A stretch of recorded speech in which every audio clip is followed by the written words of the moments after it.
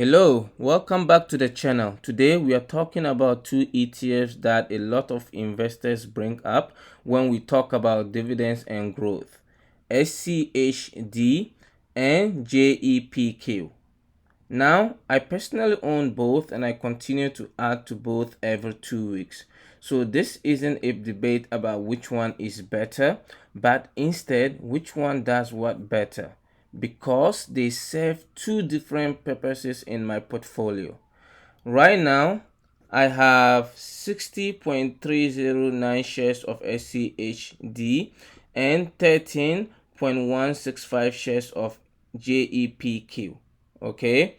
I actually started, so let's look at when I started buying SCHD. I actually started this position on October 15, 2024. I bought just one share, as you can see over here, and since then I've just consistently built that position up. Okay, so I try to dollar cost as much as I can, right? So I bought at different times, different months. It doesn't matter when I can buy. My average cost position for SCHD is $26.77, and the current price is around $27.19, which means I am up about 1.58%. Okay, SCHD currently makes up about 9.80% of my entire portfolio. So now let's look at JEPQ. Okay, JEPQ, I started the position, let's see here, I started the position in March 2025, and I have dollar cost average into it as well since then. So as you can see, I bought it in March. I've dollar cost average over time in different months. Okay, and my position now sits at 13.165 shares. Okay, my average cost price for JEPQ is $54.98, as you can see, and the current price is about $58.74 cents. Okay, which puts my position up around 6.84%. Okay, JEPQ is 4.62% of my entire portfolio. Now there's a lot of conversation around whether JEPQ belongs in a brokerage account because the dividend is non-qualified, meaning those dividends are taxed at your ordinary income rate. Meanwhile, SCHD's dividends are qualified, so if you hold long term, you are typically paying somewhere around 0 to 12 or 15% in tax depending on your overall taxable income and filing status. So tax wise, SCHD comes out ahead for long-term compounding. But here is the interesting part. When we look at performance, the numbers tell a different story. So let's go over here to this website called Portfolios Lab. They don't sponsor me, but I use them to compare my ETFs. So here, let's look at the year-to-date return for SCHD. SCHD is up about 2.34%, while JEPQ is up 14.16%. That's huge difference. Okay, over 1 year period, we can see that SCHD is down 3.22% compared to JEPQ return of 15.74%. Over 3 years, SCHD sits around 5.79, while JEPQ is at 23.31%. Those are huge difference. Okay, now let's go back to my portfolio.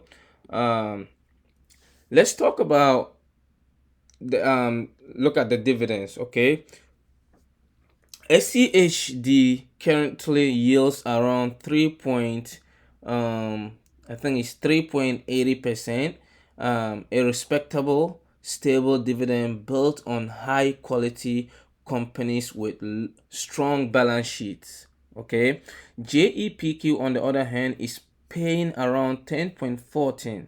That's a huge difference. But again, the trade-off is the tax treatment and the higher expense ratio of 0.35% compared to SCHD's extremely low 0.06%. So that means for every 10,000 invested into JEPQ, you are paying about $35 compared to $6 for every 10,000 invested into SCHD. So income focused investors might look at JEPQ, okay, and say that's the one. But long-term tax-efficient dividend investors might lean towards SCHD over here, okay, um, for tax-efficient dividend. Okay. Now, what about diversification and holdings? SCHD, let's see, their top holdings are Pepsi, Cisco, Home Depot, Amgen. Okay, is steady, value leaning, and defensive. SCHD is designed to weather storms and protect capital over decades. JEPQ, which is here on the other hand, okay, their top holdings are tech heavy. Microsoft, Apple, Nvidia, Amazon, Google. So JEPQ benefits when the market is strong, especially the big tech names.